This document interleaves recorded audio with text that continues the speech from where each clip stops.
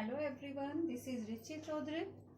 In this video, we are going to talk about stamen, microsporangium and pollen grain. Okay? But ये start करने से पहले थोड़ा सा डिस्कस करते हैं कि हमने लास्ट वीडियो में क्या पढ़ा था। लास्ट वीडियो में हमने चैप्टर का इंट्रोडक्शन पढ़ा था। कौन से चैप्टर का टॉपिक है हमारा? ये sexual reproduction in flowering plant.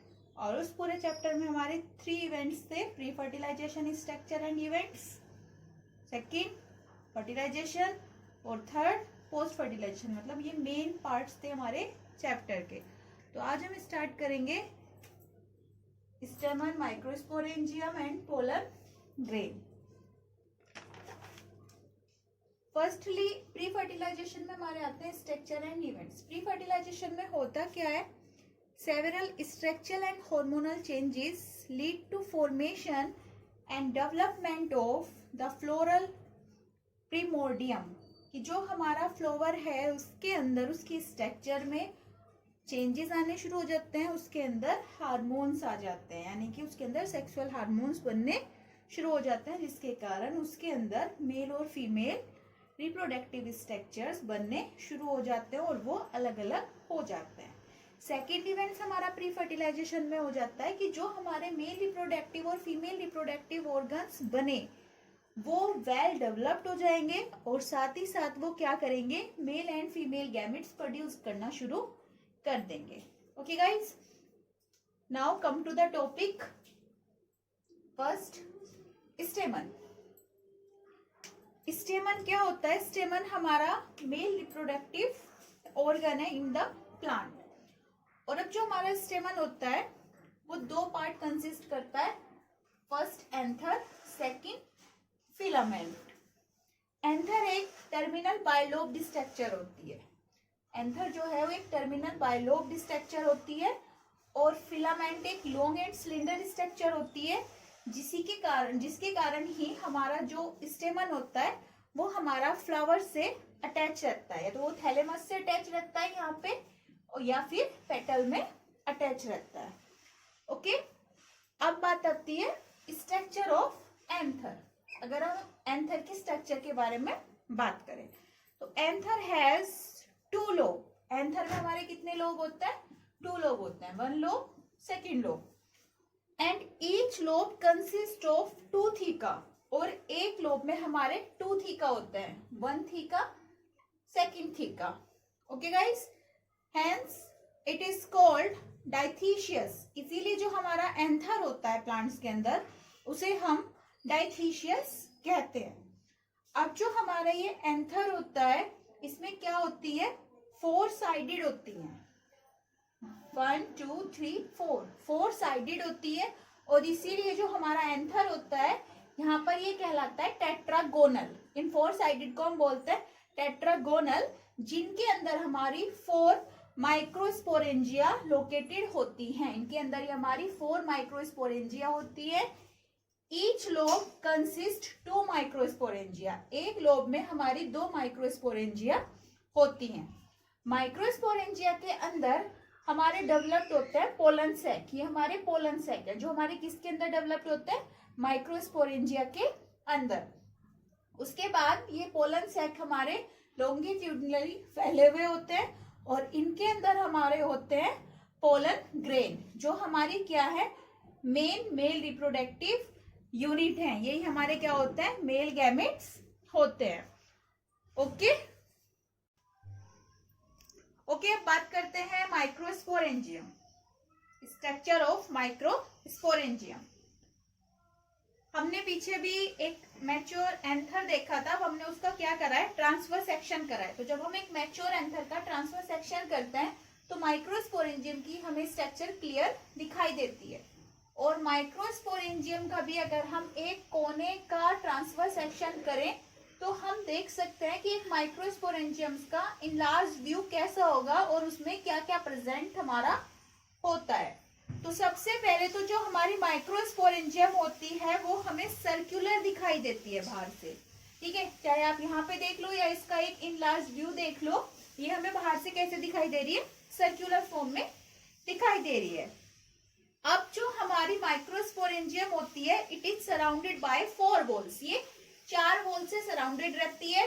First epidermis, second endothecium, third middle layer and fourth टेप्टम।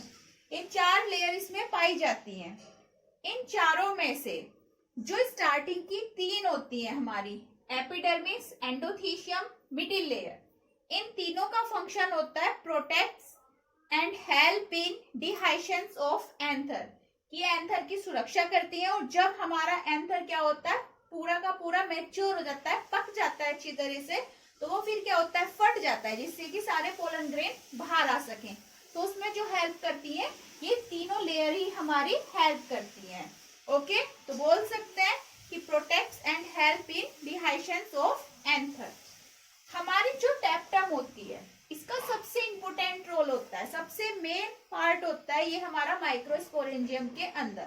ये सबसे इनर लेयर होती है और इसका फंक्शन होता है nourishing and developing the pollen grain. जो हमारे पोलन ग्रेन बनते हैं माइक्रोस्पोरेंजियम के अंदर, उन्हें जो खाने पीने के लिए पहुंचाती है और उनका जो डेवलपमेंट करती है, वो हमारी टेप्टम लेयर ही करती है। और बोर्ड में भी यही सबसे ज्यादा पूछी जाती है कि टेप्टम लेयर का फंक्शन क्या होता है। ओके गाइस, उसके बाद इन चारों लेयर्स के प्रेजेंस होने के साथ ही साथ हमारे माइक्रोस्पोरेंजियम के अंदर एक टिश्यू प्रेजेंट होता है, उसे हम बोलते हैं स्पोरोजिनस टिश्यू। ये टिश्यू प्रेजेंट होता है, यहाँ पर रहता है ये हमारी माइक्रोस्पोरेंजियम के अंदर। जो टेप्टम वाली लेयर होती है उसके अंदर ये भरा हुआ होता है। और जो ये टिश्यू होता है, ये होमोजीनस यानी कि एक सी सेल से बना हुआ होता है और एक माइक्रोस्पोरेंजियम के सेंटर में प्रेजेंट होता है, बिल्कुल उसके बीच में रहता है। जैसे यहाँ पे हमारा जो है, यहाँ पे सारा आपका प्रेजेंट है। ओके, अब क्या होता है, ये तो हमारी स्ट्रक्चर हो गई माइक्रोस्पोरोजीनियम की। अब जो हमारी माइक्रोस्पोरोजीनियम होती है, ये क्या करती है, पोलन ग्रेन बनाती है। तो जो माइक्रोस्पोरोजीनियम से पोलन ग्रेन बनता है, उस प्रोसेस को हम कहते हैं माइक्रोस्पोरोजेनेसिस।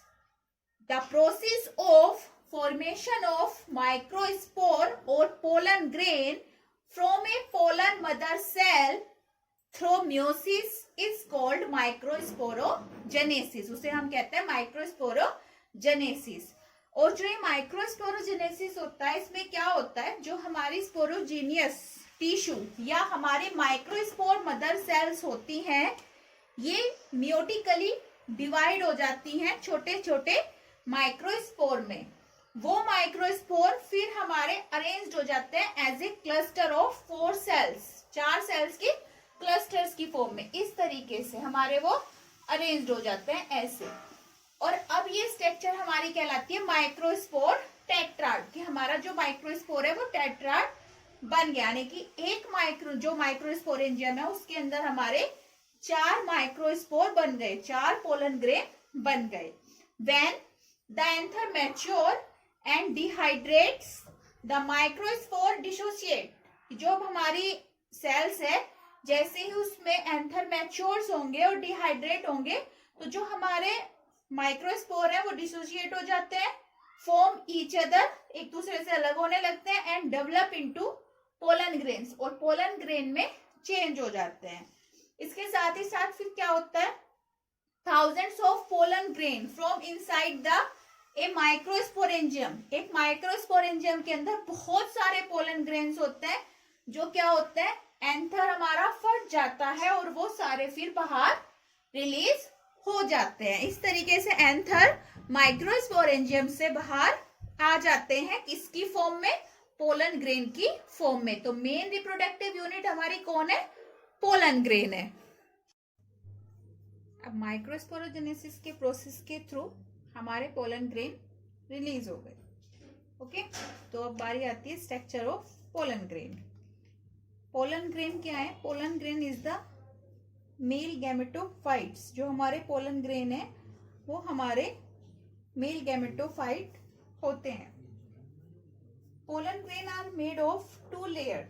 जो पोलन ग्रेन होते हैं ये 2 लेयर से बने होते हैं, first exine, second intine. Okay, first exine होती है, सेकंड इंटाइन होती है। अब पहले बात करते हैं एक्साइन की। तो जो पोलन ग्रेन की एक्साइन लेयर होती है, इसके ऊपर स्पोरोपोलिनिन नाम का एक ऑर्गेनिक मैटर होता है। ये स्पोरोपोलिनिन क्या करता है, हमारे पोलन ग्रेन को रेसिस्टेंट करता है, साथ ही साथ उसे हाई टेम्परेचर में और स्ट्रॉन्ग एसिड में और एल्केलाइन मीडियम में बचाता है। और इसीलिए जो पोलन ग्रेन्स होते हैं वो एज ए फॉसिल्स यूज करे जा सकते हैं, क्योंकि बहुत टाइम तक भी ऐसे ही पड़े रहने पर भी उनके ऊपर कोई फर्क नहीं पड़ता। हमारे pollen grain are well preserved as fossils because of the presence of sporopollenin. Okay, sporopollenin की प्रेजेंस के कारण हम अपने पोलन ग्रेन्स को बहुत टाइम तक भी सुरक्षित रख सकते हैं। ऐसे ही अब पोलन ग्रेन की एक्साइन पर जहां पर हमारा स्पोरोपोलिनिन प्रेजेंट नहीं होगा, ठीक है, यहाँ पे जैसे कि हमारा स्पोरोपोलिनिन प्रेजेंट नहीं है, तो वहां पर हमारे होते हैं जर्म पोर।